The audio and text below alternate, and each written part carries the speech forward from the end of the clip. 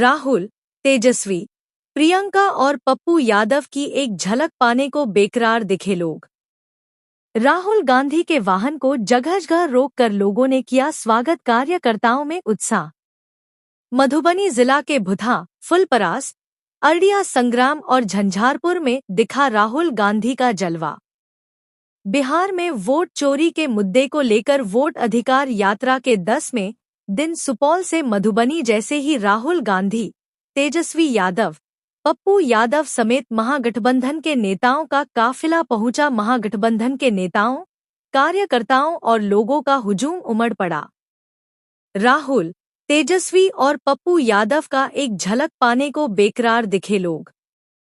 जैसे ही काफिला भूथा पहुंचा, लोगों ने काफिला को घेर लिया और समर्थन में जमकर नारेबाजी किया। समर्थकों द्वारा बार बार वोट चोर गद्दी छोड़ की नारेबाजी की जा रही थी।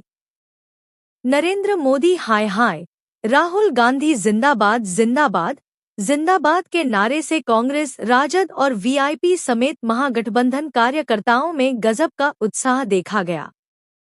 फुलपरास के बाद सिजौलिया पहुंचे, जहां कार्यकर्ताओं से संवाद किया। खाना खाने के बाद आराम किया, फिर संध्या। बहुत बहुत धन्यवाद। सबसे पहले सामाजिक अधिकार संवाद इस कार्यक्रम के आयोजनकर्ताओं को दिल से धन्यवाद देता हूं। और ये फुलपरास की धरती समाजवादियों का घर रहा है।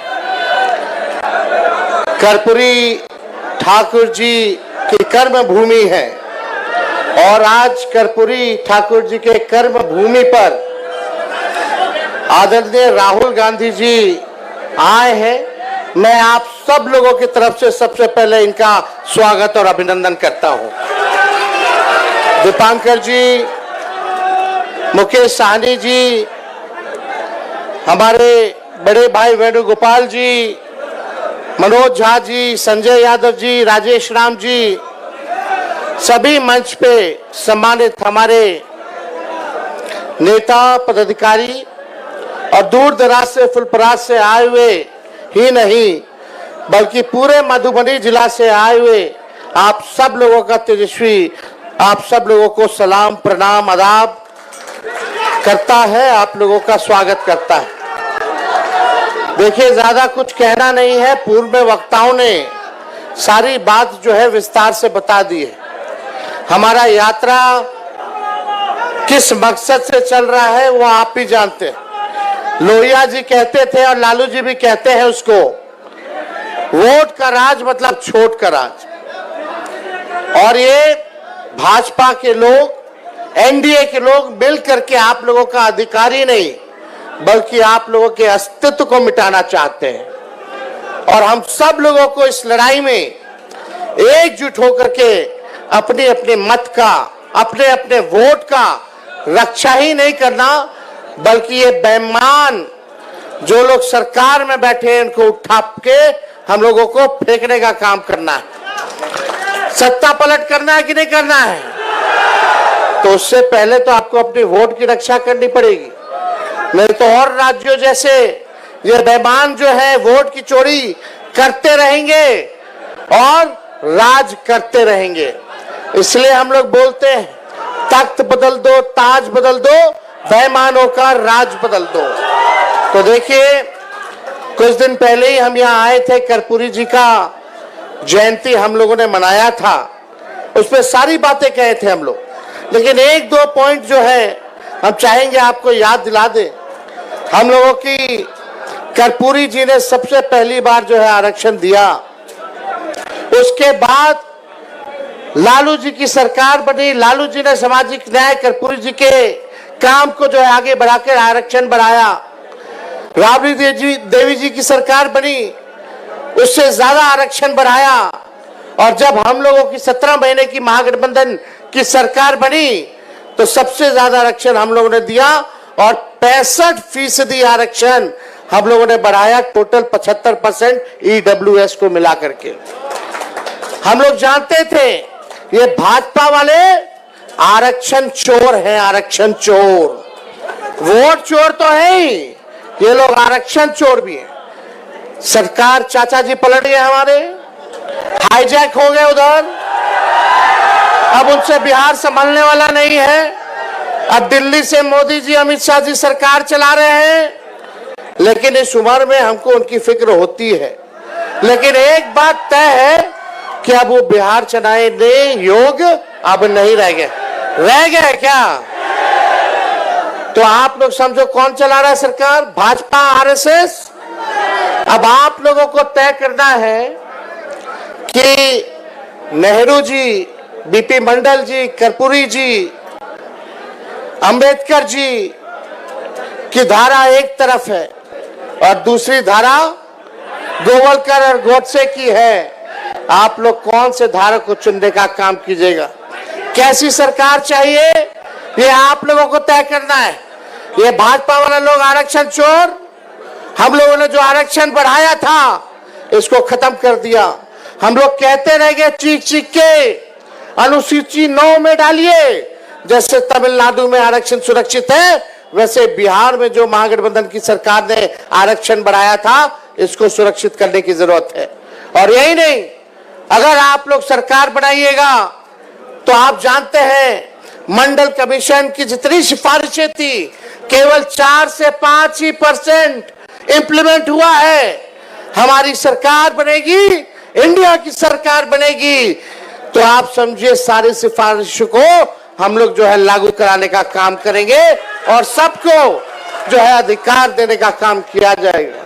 तो ज्यादा कुछ ना कहते हुए आगे यात्रा में भी हम सब लोगों को जाना है और राहुल गांधी जी को भी आपके समक्ष जो है बात रखनी है। लेकिन एक बार बताइए, आरक्षण चोर कौन है?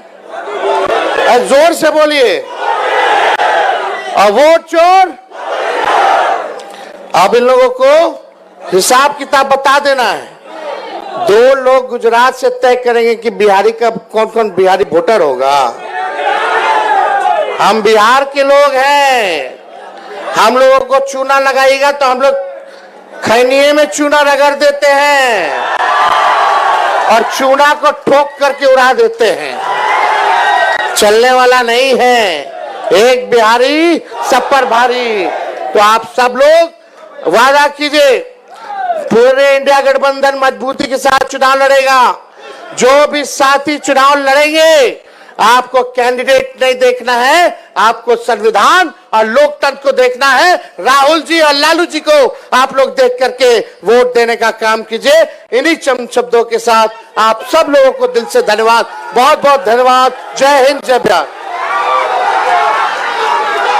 धन्यवाद तेजस्वी भाई। और अब इस देश के कोने कोने में गरीब गुरबा की, दलित की, पिछड़े की, अति पिछड़े की लड़ाई को लड़ने वाले और इस लड़ाई में मनुवादी ताकतों से टकराने वाले न्याय योद्धा, जिनको इस लड़ाई के लड़ने में 38 FIR हो चुकी है, जिनको इस लड़ाई लड़ने में साजिशें होती है, जिनके खिलाफ उनकी संसद सदस्यता छीन ली जाती है, उनको घर से बेघर कर दिया जाता है, तमाम मुकदमे लगते हैं। अभी पिछले दिनों बिहार में आए थे, राहुल जी चाहते थे कि दरभंगा के जो दलित छात्र हैं मैं उनसे मिलूं, लेकिन इस सरकार ने, जो RSS की सरकार है, उसने इस बात को अपराध माना, गुनाह माना और इस बात पे राहुल जी के ऊपर एक FIR और कर दी। तो साथियों, हजारों साल नरगिस अपनी बेनूरी पे रोती है, बड़ी मुश्किल से होता है चमन में दीदावर पैदा। आज हमारे बीच में वो शख्स जो आपके बीच में न्याय योद्धा की तरह लड़ रहा है और हम सबको बब्बर शेर बना दिया है, मैं आमंत्रित करता हूं न्याय योद्धा राहुल गांधी जी को।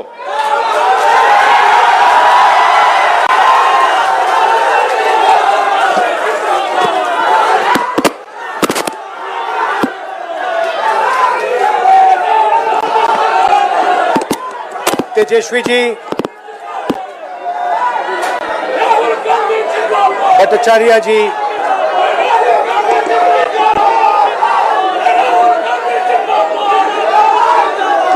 राजेश राम जी, मुकेश साहनी जी, अनिल जैन जी, शशि प्रताप प्रजापति जी और भाइयों और बहनों, आप सबका यहाँ बहुत बहुत स्वागत।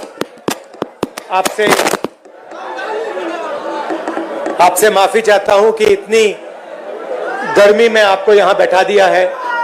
ये शामियाना भी बंद था बिल्कुल।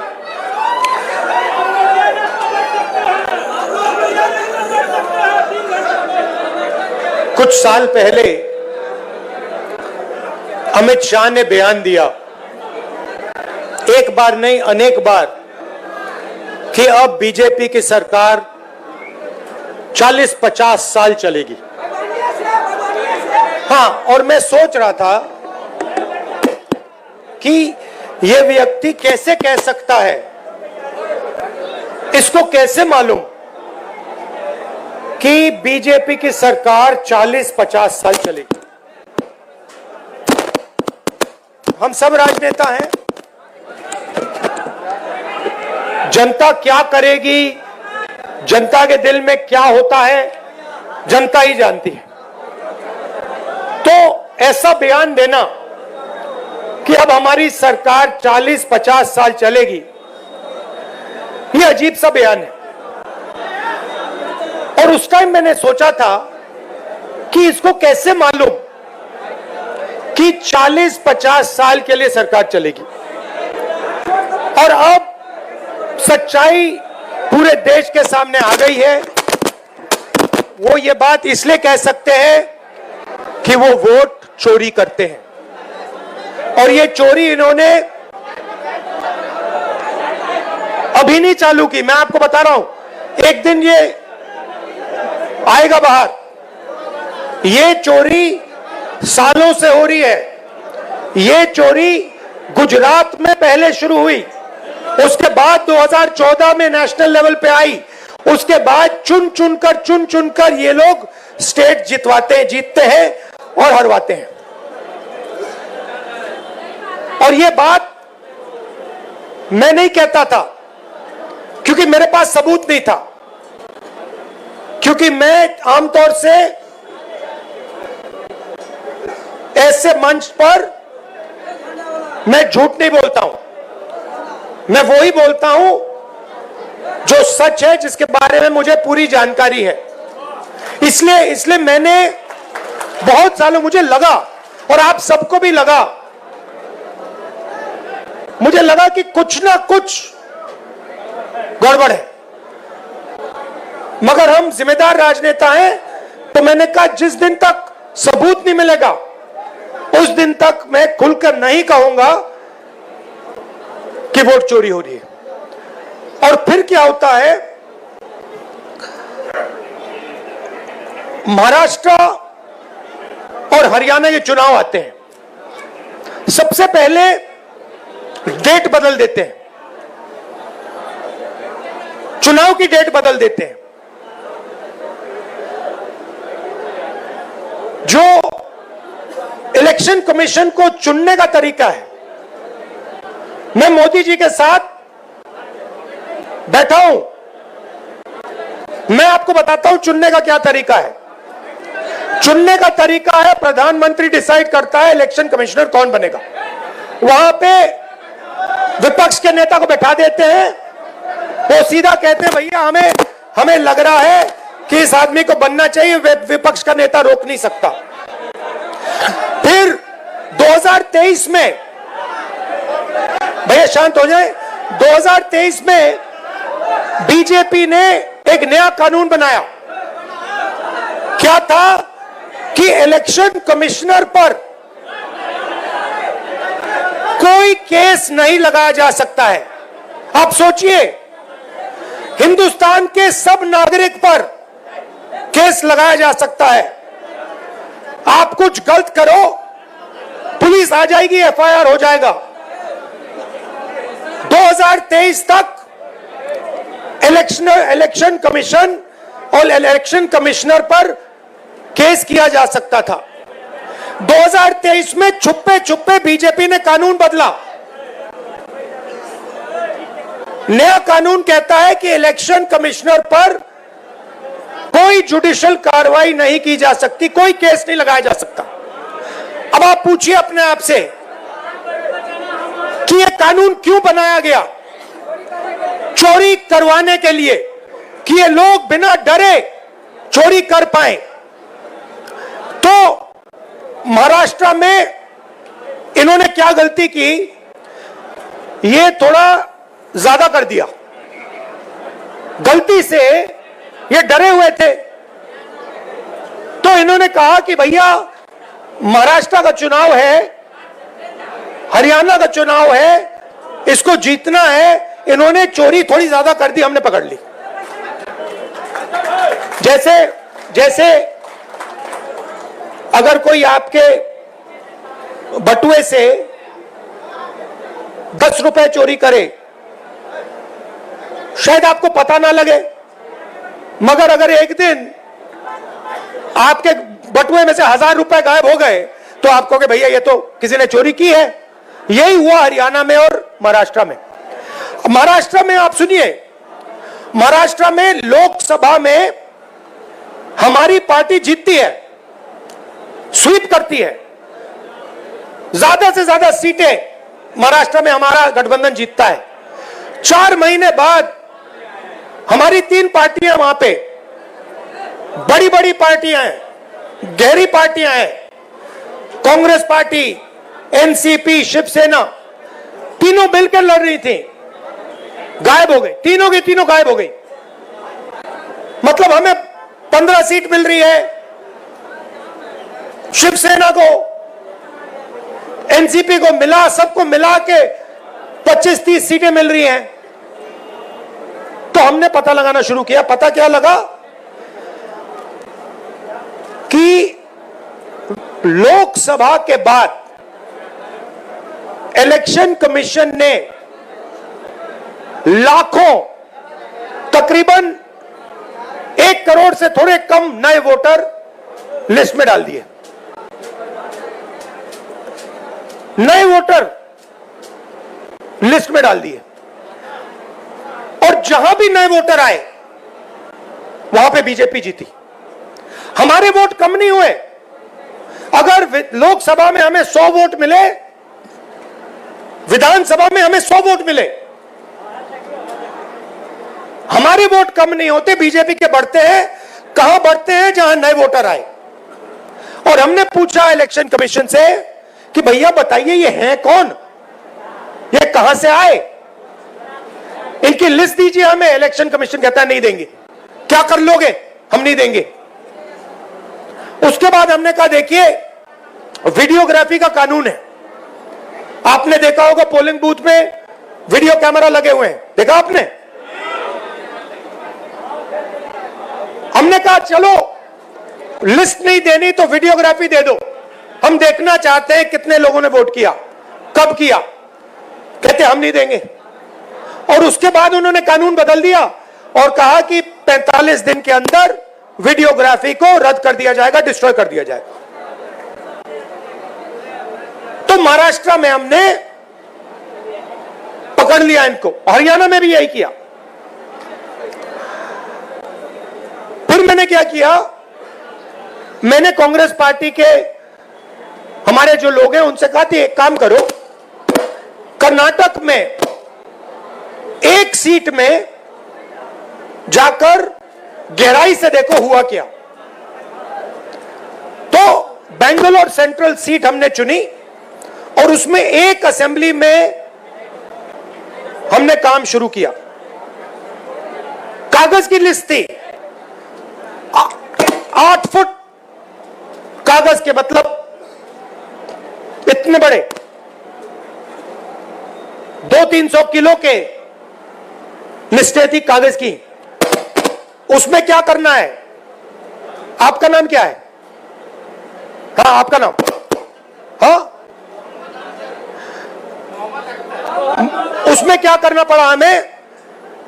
मोहम्मद अख्तर जी का चेहरा लाखों दूसरे चेहरों से फोटोग्राफ को मिलाना पड़ा। मतलब इनकी फोटो देखी और हर फोटो से मिलानी पड़ी, इनका नाम देखा, हर नाम से मिलाना पड़ा, इनका एड्रेस देखा, हर एड्रेस से मिलाना पड़ा। 6 महीने लगे। 30-40 लोग 16-16 घंटे काम किए। हमें पता लगा कि महादेवपुरा असेंबली में 1 लाख फर्जी वोटर थे। कोई वोटर 4-5 बार उसका नाम आ रहा है, इस बूथ में आ रहा है, इस बूथ में आ रहा है, इस बूथ में आ रहा है, उस बूथ में आ रहा है। छोटा सा घर है, 1 बेडरूम का घर है, उसमें 70-80 लोग रहते हैं। जब हमने आदमी भेजा, भाई पता लगा इसमें 70 लोग रहते हैं, कहते भैया यहां तो कोई रहता नहीं है, यहां तो 4 लोग रहने। 1 लाख नए वोटर इन्होंने एक असेंबली में ऐड कर दिए।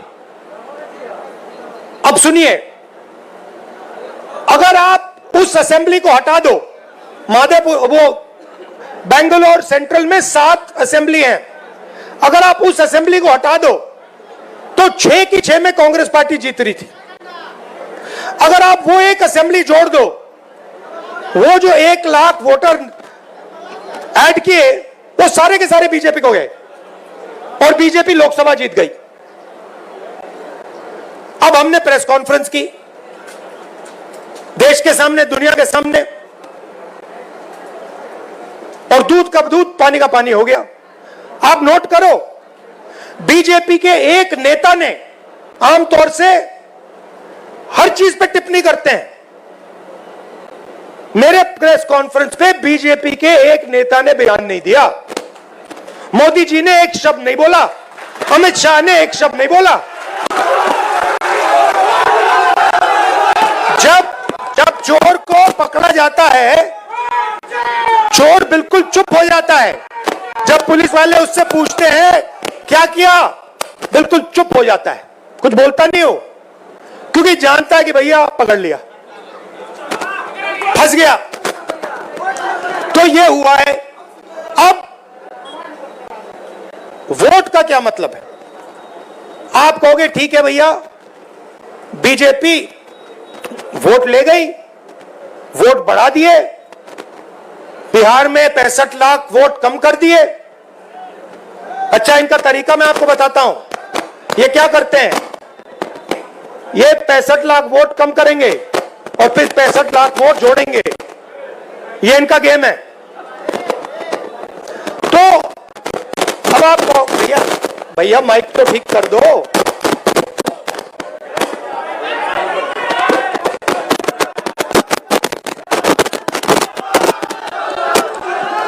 हेलो,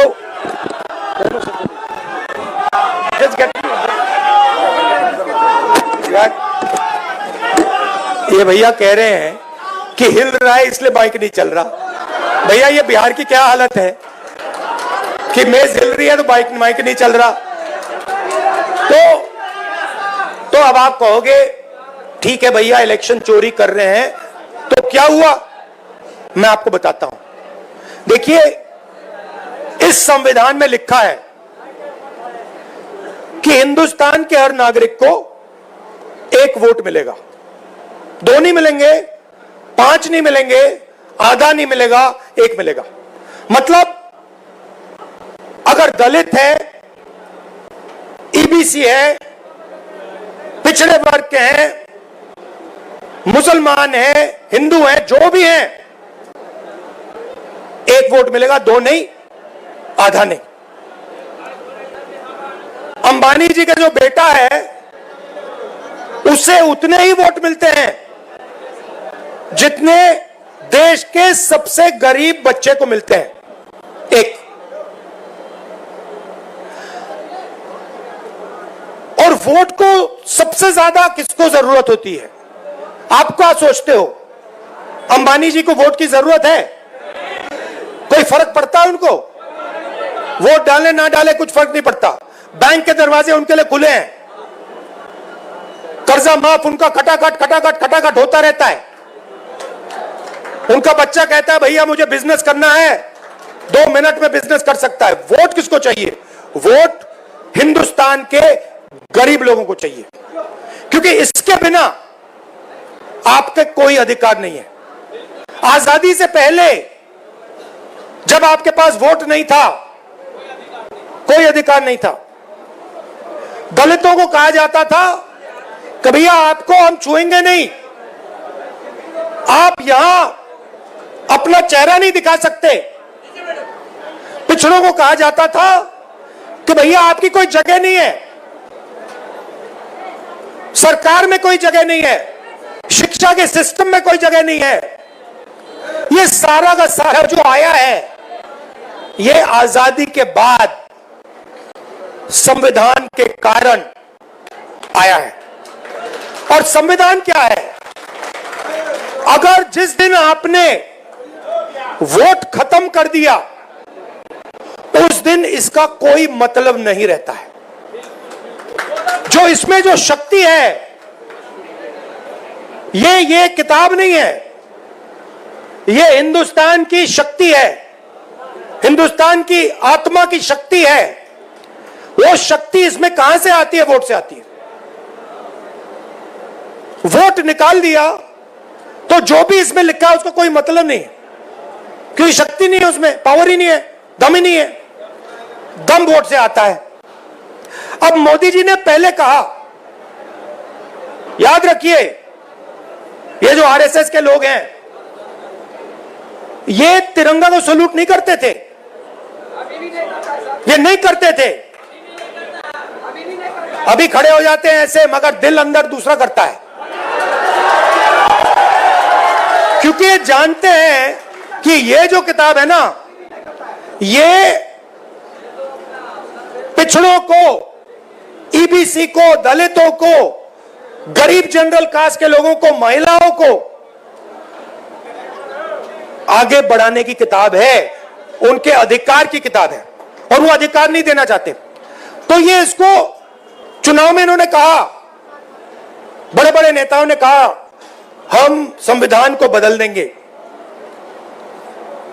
बदल देंगे, और हमने कहा ऐसे नहीं होगा, सपने मत देखो, संविधान को कोई शक्ति नहीं बदल सकती।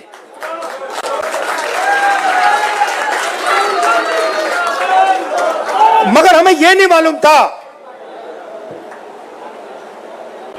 शक था मगर सबूत नहीं था कि ये इसको खत्म करने में लगे हुए हैं, क्योंकि ये वोट चोरी कर रहे हैं। तो हम आके यहां भाषण देंगे, मैं भाषण दे रहा हूं और मैं कहना चाहता हूं जो तेजस्वी जी ने कहा, अंबेडकर जी का सपना, गांधी जी का सपना, कर्पूरी ठाकुर जी का सपना, उसको पूरा करना चाहते हैं। मगर अगर वोट नहीं है उसको कोई मतलब नहीं है। हम यहां जितने भी भाषण करना चाहें हम कुछ नहीं कर पाएंगे अगर वोट नहीं है। मैंने भाषणों में कहा भैया 50% की जो दीवार है रिजर्वेशन की, उसको हम तोड़ देंगे, बिना वोट के नहीं तोड़ सकते, सवाल नहीं उठता। हम मतलब भाषण देते रह जाएंगे। अगर वोट चला जाएगा, आरएसएस का कंट्रोल हिंदुस्तान की संस्थाओं पर होगा और जो प्रगति होनी चाहिए वो नहीं होने वाली। इसलिए हमने वोटर अधिकार यात्रा यहां शुरू की। आप क्या सोचते हो, एक बार आपका वोट चला गया उसके बाद भैया राशन कार्ड जाएगा, उसके बाद आवास जाएगा, उसके बाद जमीन जाएगी। ये अंबानी आता, अदानी आता है और किसानों की जमीन ले जाता है। किसान लड़ कैसे पाते हैं? लड़ इसलिए पाते हैं क्योंकि ये है, क्योंकि किसान कहता भैया अगर आपने हमारी जमीन ली तो देखना चुनाव में हम आपको दिखा देंगे। अगर ये चला गया तो किसान कुछ नहीं कर पाएगा, मजदूर कुछ नहीं कर पाएगा, सारा का सारा डर जो है चला जाएगा। मोदी जी आपको टीवी पे दिखते हैं, एक बार चोरी पूरी हो गई वो दिखेंगे भी नहीं, वो अंदर बैठ जाएंगे रेसकोर्स रोड के।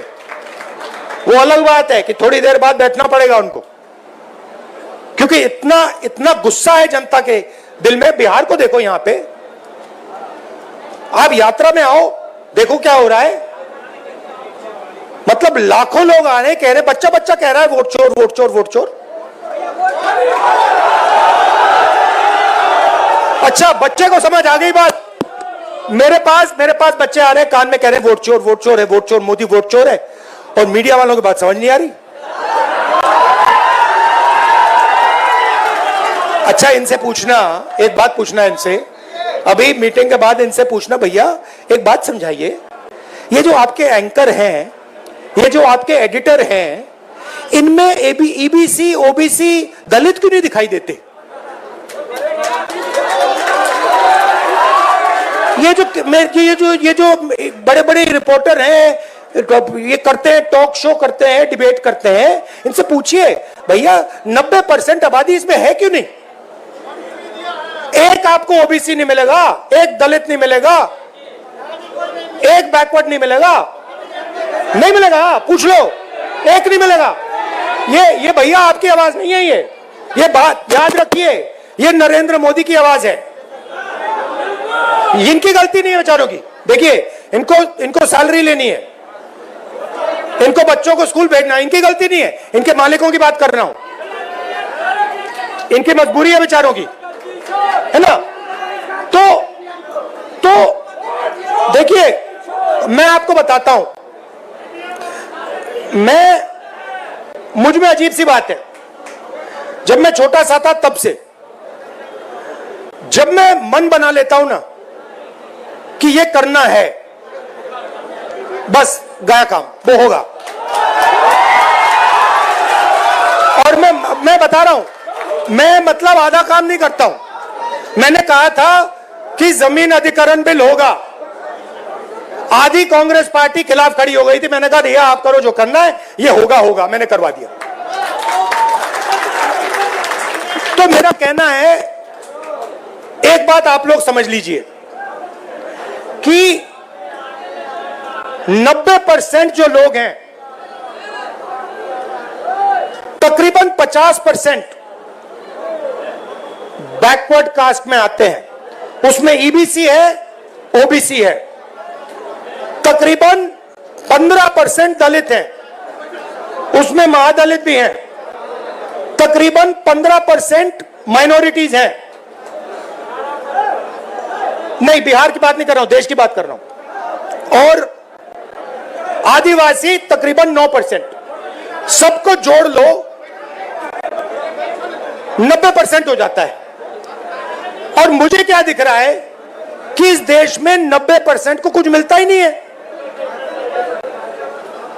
आप देखते रह जाते हो। तो आने वाले समय में जो 90% है, उसको राजनीति में, हिंदुस्तान के इंस्टीट्यूशंस में, सारी जगह भागीदारी मिलनी होगी। और एक नए तरीके से सोचकर हमें विकास करना पड़ेगा। और मैं आपको सीधा बता देता हूं, जो मैं कहता हूं, जिस प्रकार से मैं साफ कहता हूं, मुझे मतलब मैं झिझकता नहीं हूं। जाति जनगणना, हाँ, जाति जनगणना तो फाउंडेशन है उसका। सबसे पहले जाति जनगणना में दूध का दूध, पानी का पानी हो जाएगा, कौन क्या है, क्या नहीं है, कहां है, सब पता लग जाएगा। और तेलंगाना में हमारा मॉडल है, रेवंत रेड्डी जी आए हैं, तेजस्वी जी की भी उनसे बात हो रही थी, डिटेल में हमने किया है, मतलब वो ब्लूप्रिंट है विकास का, ठीक है। तो एक नए तरीके से हम विकास के बारे में सोचेंगे, जिसमें सब लोगों को लगेगा कि देश हमारा है, देश की संस्थाओं में हमारे भी लोग हैं और मजा आ रहा है। ये बदलाव हम लाएंगे, टाइम लगेगा क्योंकि वोट चोरी कर रहे हैं, मगर मैं आपको कह रहा हूं ये आएगा, आप देखना, ये जबरदस्त तरीके से हम बदलाव लाने वाले हैं। आपने अपनी शक्ति दी, आपने ये जो क्रांति होती है ना हिंदुस्तान में, मुझे कहते थे कि हिंदुस्तान में क्रांति बिहार से आती है। मुझे कहते थे कि जो भी राजनीतिक बदलाव आता है, क्रांति आती है बिहार से आती। और मैं सोचता था हाँ, गांधी जी चंपारण आए थे, बिहार में क्रांति होती है, मगर कैसे होती है? और इस यात्रा में मुझे दिखा कि भैया आप समझ लो कि यहां पे जो आपने किया है ना, ये जो नारा दिया है वोट चोर वोट चोर, ये आपने बिहार से पूरे देश में फैला दिया है। पूरे देश में फैला दिया आपने। अब मोदी जी भाषण देंगे और वहां पे उनके सामने छोटे छोटे बच्चे कहेंगे वोट चोर वोट चोर वोट चोर। लग गया ठप्पा। तो मैं आपका धन्यवाद करना चाहता हूं, और जिन्होंने रास्ता दिखाया, किसने? कर्पूरी ठाकुर जी ने, मंडल जी ने, अंबेडकर जी ने, गांधी जी ने, जिन्होंने हमें रास्ता दिखाया, उनका मैं दिल से धन्यवाद करता हूं। नमस्कार, जय हिंद।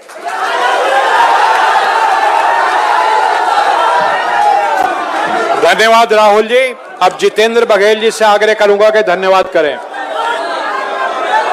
बहुत बहुत धन्यवाद हमारे आधुनिक सामाजिक न्याय के प्रौधा आदरणीय श्री राहुल जी, हमारे भाई आदरणीय श्री तेजस्वी जी, हमारे सर आदरणीय श्री केसी वेणुगोपाल जी, आदरणीय श्री दीपांकर भट्टाचार्य जी, श्री मुकेश साहनी जी, श्री इन सभी का मैं हार्दिक धन्यवाद देता हूं। और सबसे ज्यादा धन्यवाद देता हूं मैं जो हमारे बहुजन समाज के जो हमारे प्रतिनिधि आए हुए हैं।